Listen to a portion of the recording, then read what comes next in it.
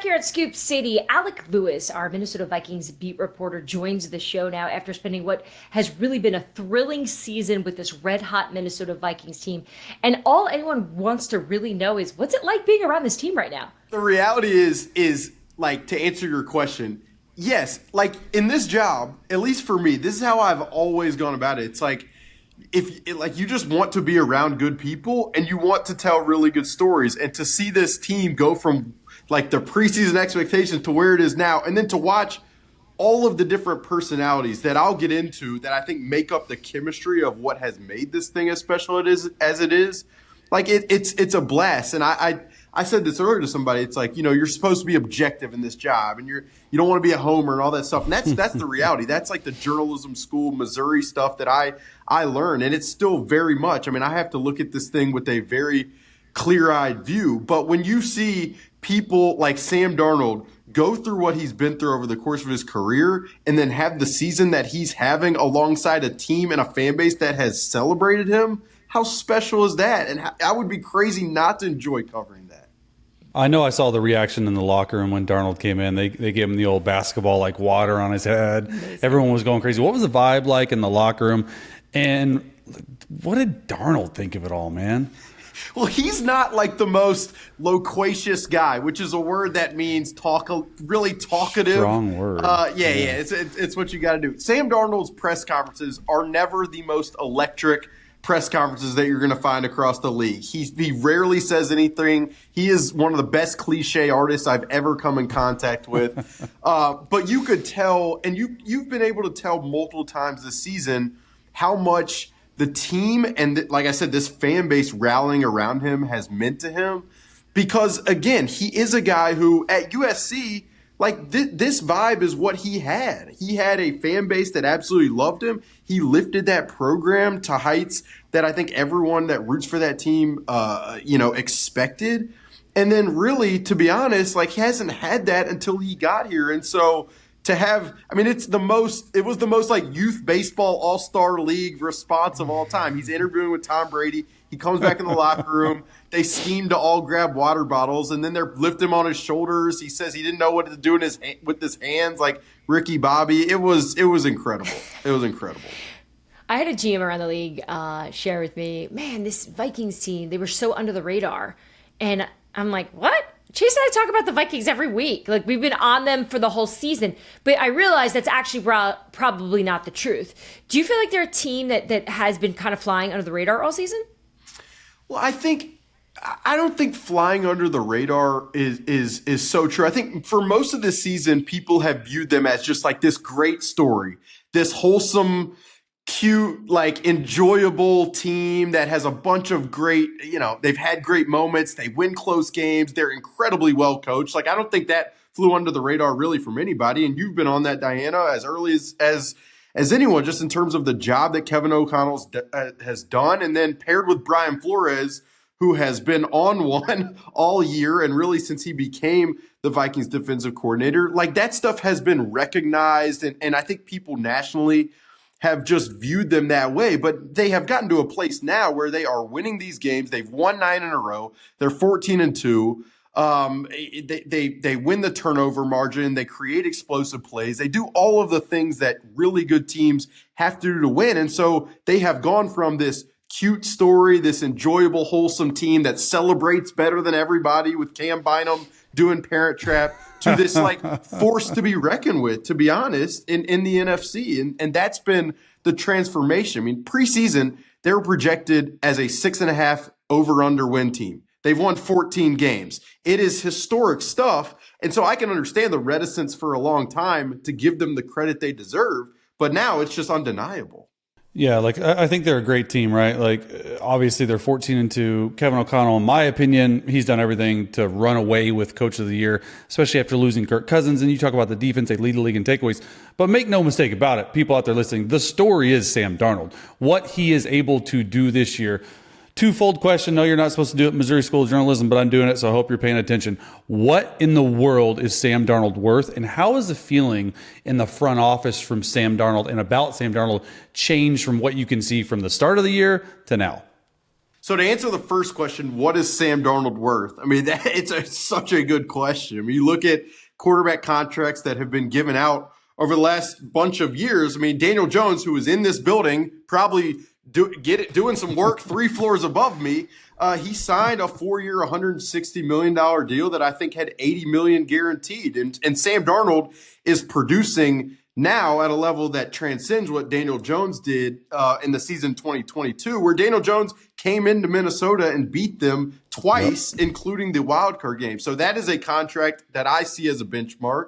And then you look at the Derek Carr contract. I believe that was $100 million guaranteed. You look at Baker Mayfield and his contract. I mean, for me, it's hard to imagine that Sam Darnold is worth anything less than like $80 million guaranteed, which makes it a very difficult situation, obviously, for the people working in the floors above me. Now, to the Vikings, in terms of the one advantage they have, I mean, they do have the franchise tag at their disposal. That is just a clear lever that they could pull. Now, that would be an interesting move considering the relationship they have generated with this guy. But to your question of how have opinions of him changed throughout the season, I mean, you sign a guy for $10 million that they signed in Sam Darnold, and you talk to people at that time, and there was belief. He had the arm talent. He had the athleticism. He could move in the pocket.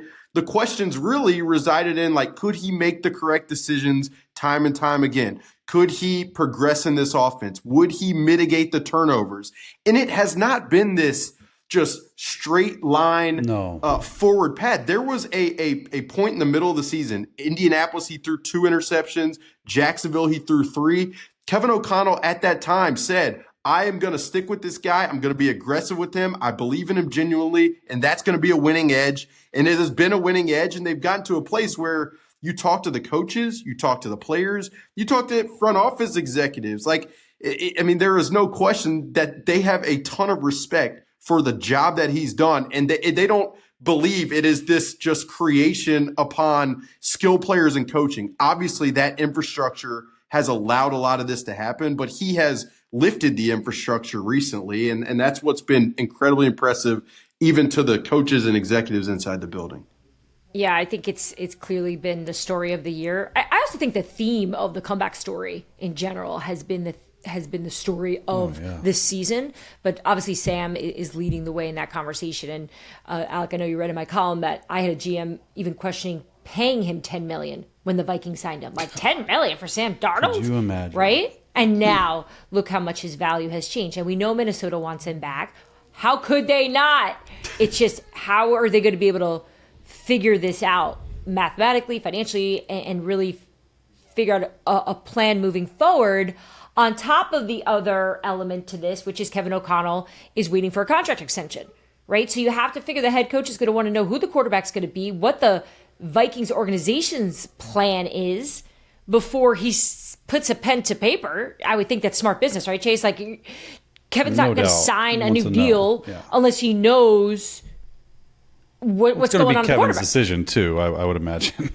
I would hope at this point. I think he's proven that. I think most people have him as the coach of the year, as we said. Alec, what do you think this is going to be hard for them? Do you think this is going to be a problem in the offseason when we're talking about this again? I don't think it's going to be a problem because I think you have in Kevin O'Connell, we all know this, such a talented communicator beyond the play designing, the play calling, the culture.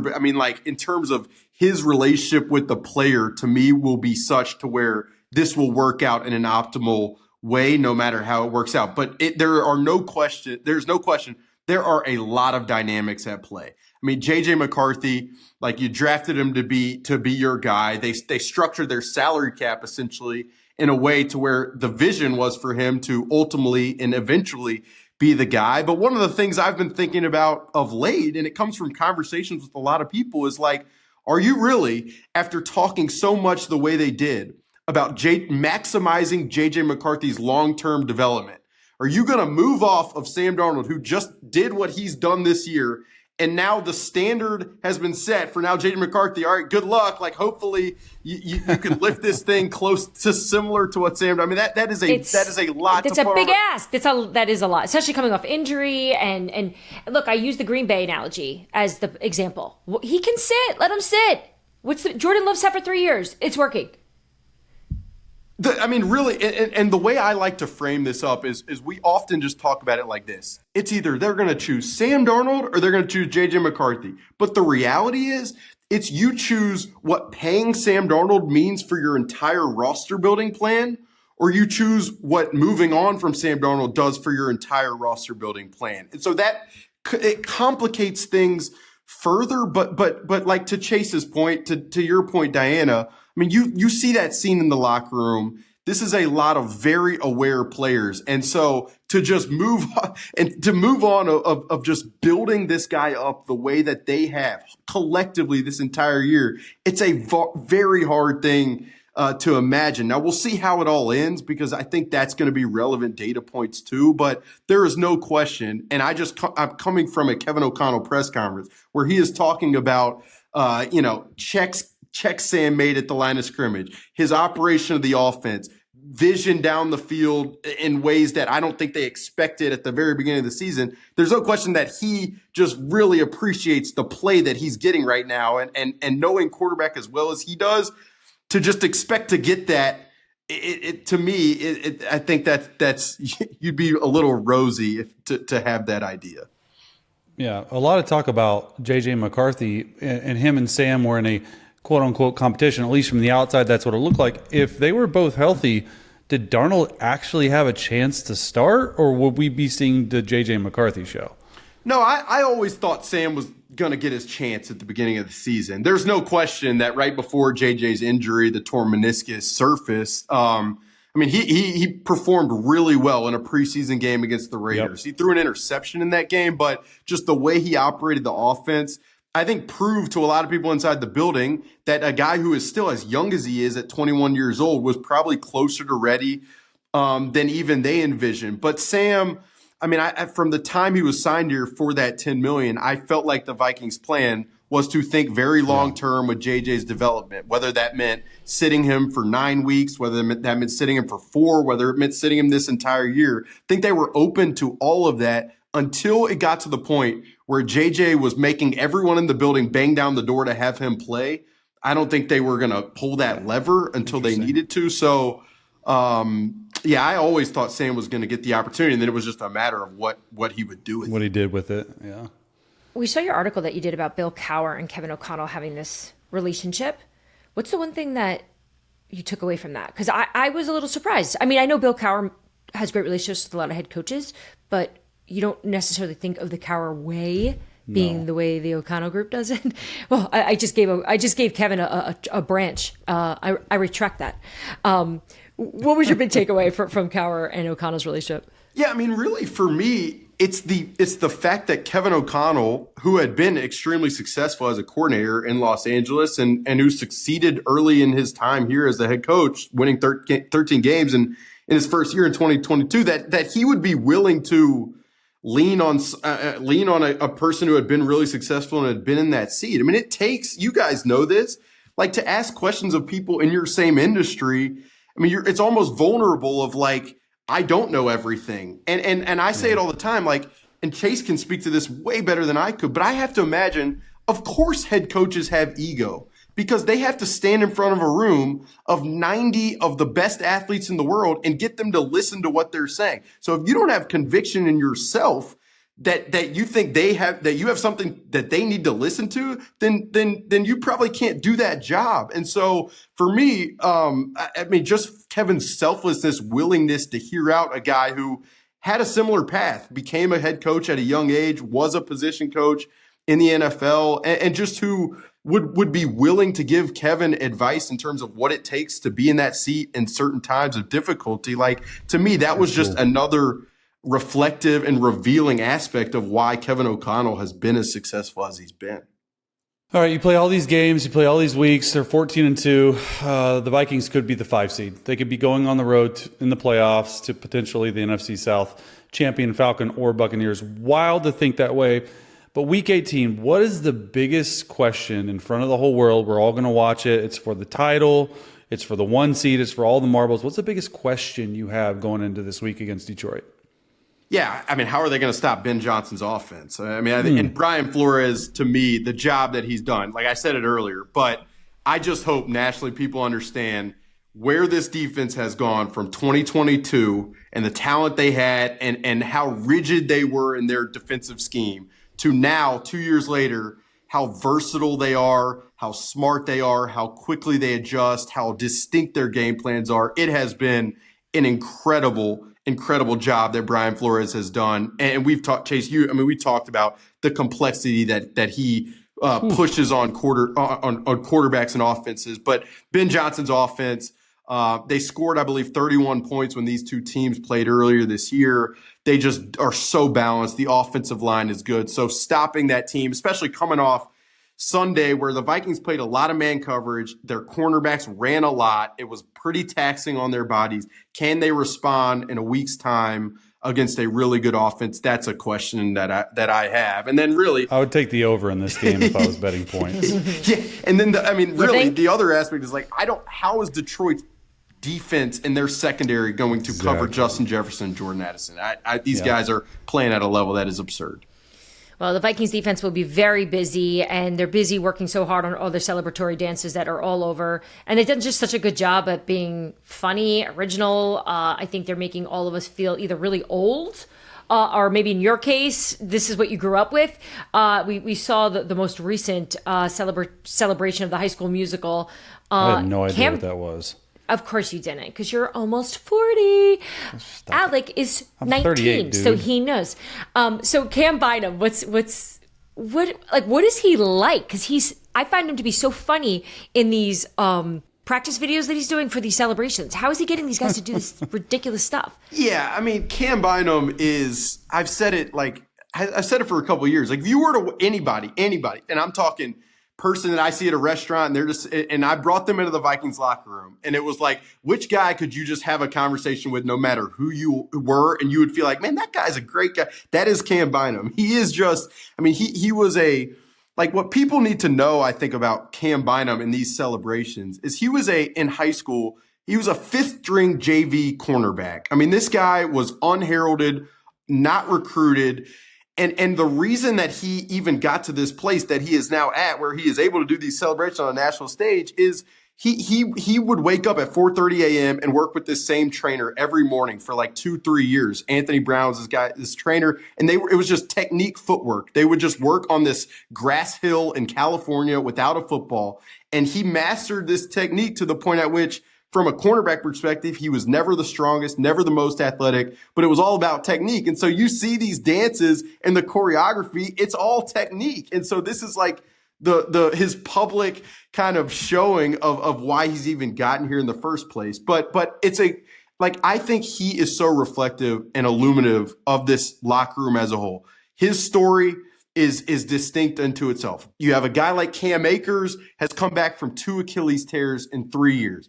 You have a guy like Jihad Ward, who I believe, in college, the only reason he played in college, he would take a bus an hour, and he's from Philly. Just an incredible story. You go around this entire locker room, it is not 5-star recruits. It is not first-round picks. It is unheralded players with very intriguing stories who are selfless and have come together as a we for the team type of vibe. And it feels at times, I said it earlier, like you're just around a youth baseball team where the dads get together on the weekends and grill out. That's just the reality of this team. And I have to think that the chemistry is such a key factor in why they've been as good as they've been. Look, we don't have the analytics on the Scoop City listeners and watchers on what their fan bases are. We just kind of assume we have a little bit of everything. I think all the people watching, listening are going to be somehow rooting for the Minnesota Vikings after getting to know a little bit more about them and just hearing the enthusiasm you have from just being around it and reminding everybody that you're right. They don't have these superstars that we see a lot of these other teams have. And we'll see them continue. You are the Cam Bynum of Scoop City for us too, by the way. So we Do it all, baby. It's funny too. It's like I don't even know if I use Justin Jefferson's name, but that guy's pretty good. I forgot that superstar. Oh yeah, he's pretty damn good. No, but I appreciate you having me as always. It's always fun. Nice. Chase MIZ. I really, baby. It really is. Like when you're covering a team like this, it's a blast. If you feel that it's just I'm having a ball, and you can imagine why. We needed this, so this was awesome, Alec. Thank you so much. Thank you. Thanks for tuning into Scoop City. If you want to hear more, make sure you like and subscribe. We drop our new episodes every Tuesday and Friday.